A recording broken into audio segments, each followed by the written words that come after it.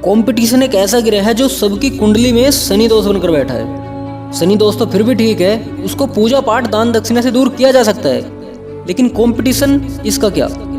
देखो, जहां आपको लगे ना कि यहाँ कंपटीशन का लेवल बहुत ज़्यादा है, अपने उस फील्ड में ये 3 स्ट्रेटेजी अपना लेना।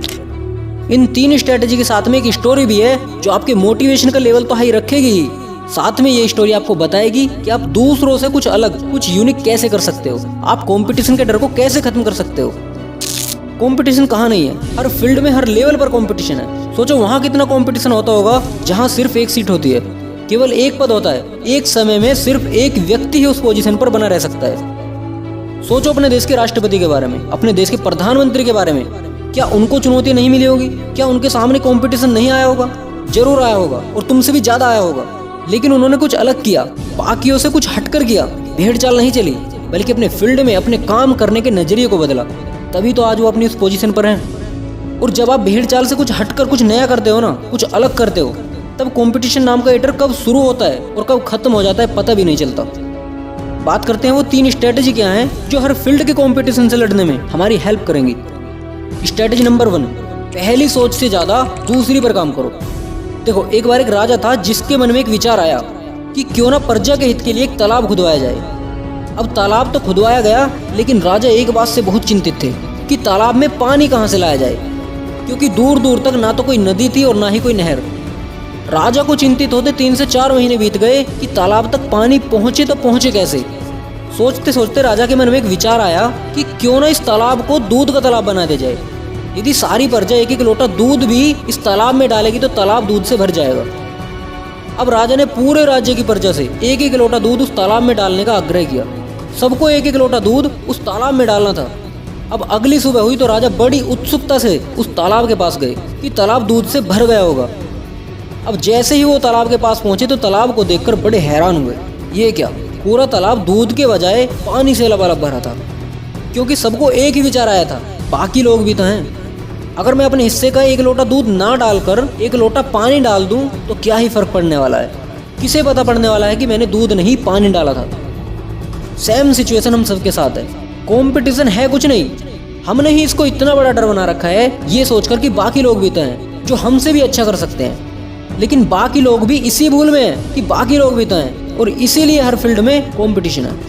एक पियोन की नौकरी से लेकर यूपीएससी एग्जाम तक, छोटी सी दुकान से लेकर बड़ा बिजनेस खड़ा करने तक, कोई भी एग्जाम हो, हम ये सोचकर डर जाते हैं कि हमारा सिलेक्शन नहीं हो पाएगा, क्योंकि और भी तो लोग हैं जो मुझसे भी ज़्यादा मेहनत कर रहे होंगे, लेकिन वो नहीं कर रहे।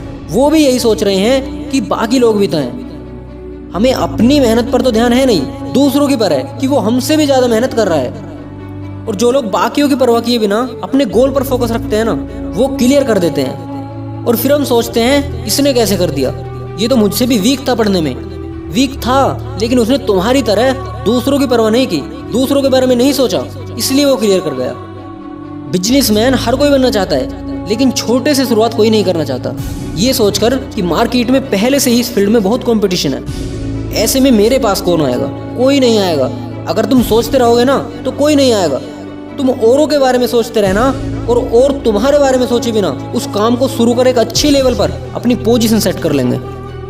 इसलिए कहता हूँ, पहली सोच से ज़्यादा दूसरी पर काम करो, क्योंकि तुम्हारी पहली सोच सबके जैसी होगी। जैसा सब सोच रहे होंगे पहली बार में, आप भी लगभग वैसा ही सोचोगे। लेकिन तुम्हें पहली पर कम ध्यान देना है, क्योंकि बाकी लोग अपने पहले थॉट्स पर लग चुके हैं। तुम्हें कुछ यूनिक करना है, कुछ हटकर करना है, इसलिए तुम्हें उनसे अलग सोचना है, तभी तुम कुछ अलग कर पाओगे। स्ट्रेटेजी नंबर 2, काम वो चुनो जिसमें आपको सेटिस्फैक्शन मिले। सोचो ऐसा कौन सा काम है जिसको आप बड़े रस के साथ, आनंद के साथ, मस्त रहकर कर सकते हो। आपको उस काम में सक्सेस जल्दी मिले या देर से, पैसा कम मिले या बहुत ज़्यादा, काम इतना मस्त हो कि आपको इतना सेटिस्फैक्शन मिले, आप कहो कि मैं तो बस इसे ही करूँगा। एक राइटर होता है जिसको लिखना बहुत पसंद होता है, उसको लिखने से ज़्यादा मज़ा, वो आनंद, वो सेटिस्फैक्शन और कहीं मिलता ही नहीं है जो उसे लिखने में मिलता है। उसे फ़र्क नहीं पड़ता कि लोगों को मेरे नॉवेल्स, मेरे आर्टिकल, मेरी बुक पसंद आएगी भी या नहीं, बस उसको वो रस, वो आनंद, वो सुकून मिल रहा है जो उसको उससे ज़्यादा और कहीं मिल ही नहीं सकता। और ऐसा नहीं कि वो उसमें सक्सेस नहीं होता, जरूर होता है, पर वो उसको लेकर कभी चिंता नहीं करता, वो अपने काम में मस्त रहता है। और जो व्यक्ति सफलता की चिंता किए बिना अपने मजे वाले, आनंद वाले काम में लगा रहता है ना, उसके सक्सेस होने के चांस भी बहुत ज़्यादा होते हैं। उसको कोई परवाह नहीं है कि उसके फील्ड में कंपटीशन हाई है या लो है, बस उसको पूरी लगन से वही काम करना है। और जब तुम उस काम को चुनते हो ना जिसमें आपको सबसे ज़्यादा रस, आनंद और सुख की प्राप्ति हो रही हो, काम चाहे कितना भी कठिन हो पर आपको उसको करने में मजा आ रहा हो, आपको उसको करने से सेटिस्फेक्शन मिल रहा हो, फिर समझ लो तुम उसी काम के लिए बने हो। उस काम में तुमसे बेहतर कोई हो ही नहीं सकता। पूछो अपने आप से कि क्या उद्देश्य है जीवन जीने का। सुबह से शाम तक तुम जो भी कर रहे हो उसे कर क्यों रहे हो। और अगर तुम्हें जवाब में ये मिले ना कि सुबह से शाम तक तुम सिर्फ रोटी कमा रहे हो, आमदनी कमा रहे हो ताकि किसी तरह से जीवन चलता रहे, ये शरीर चलता रहे, बस घर चलता रहे, तो ऐसी जिंदगी तुम जी ही क्यों रहे हो। क्यों कंपटीशन के इस डर को अपने ऊपर हावी कर रहे हो। अरे आपको इस डर से बाहर निकलना है और ये तभी पॉसिबल हो पाएगा जब तुम अपने लिए उस काम को चुनोगे जिसको करने पर आपको सेटिस्फेक्शन मिलता हो। आपको लगता हो कि इस काम में मेरे से बेहतर कोई हो ही नहीं सकता, मैं दुनिया में आया ही इसी काम के लिए हूँ। अब आपने बाकियों से हटकर भी सोचना शुरू कर दिया, यानी पहली सोच से ज़्यादा दूसरी पर काम करना शुरू कर दिया और वो काम भी सिलेक्ट कर लिया जिसमें आपको सबसे ज़्यादा सेटिस्फेक्शन मिलता हो, जिसमें आप जीनियस हो। अब क्या करें। अब अपनाओ स्ट्रैटेजी नंबर 3, अपने आप को कैद कर लो।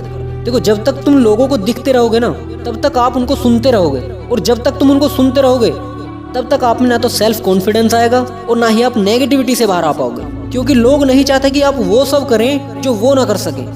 इसलिए ऐसे लोगों को सुनना ही बंद कर दो। और सुनना बंद ऐसे तो होगा नहीं कि लोगों के सामने जाने पर आप अपने कान बंद कर लोगे या उनकी बातों को अनसुना कर दोगे। आप कितना भी अनसुना करते रहना, लेकिन कभी ना कभी किसी ना किसी की बात आपके माइंड पर छाप छोड़ ही जाएगी। फिर जैसे ही आपके सामने कोई परिस्थिति आएगी ना, कोई चुनौती आएगी, आप वहीं हाँ और ना में उलझ जाओगे।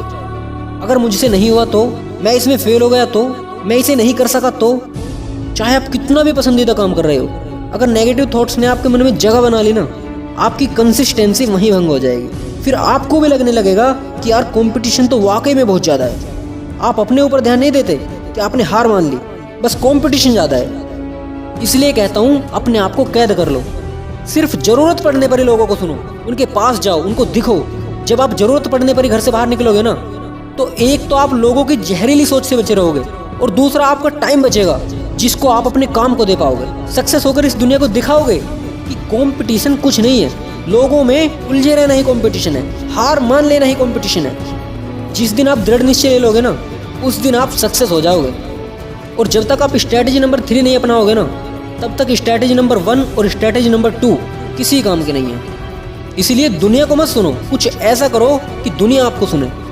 आज की वीडियो में बस इतना ही। आपको किस काम में सबसे ज़्यादा सेटिस्फेक्शन मिलता है, आपको कौन सा काम ऐसा लगता है कि आप उसी के लिए बने हो, आप जिंदगी में क्या करना, क्या बनना चाहते हो, कमेंट्स में ज़रूर बताना। वीडियो अच्छी लगी हो तो एक लाइक, और बहुत अच्छी लगी हो तो चैनल को सब्सक्राइब जरूर कर देना। जय हिंद, वंदे मातरम।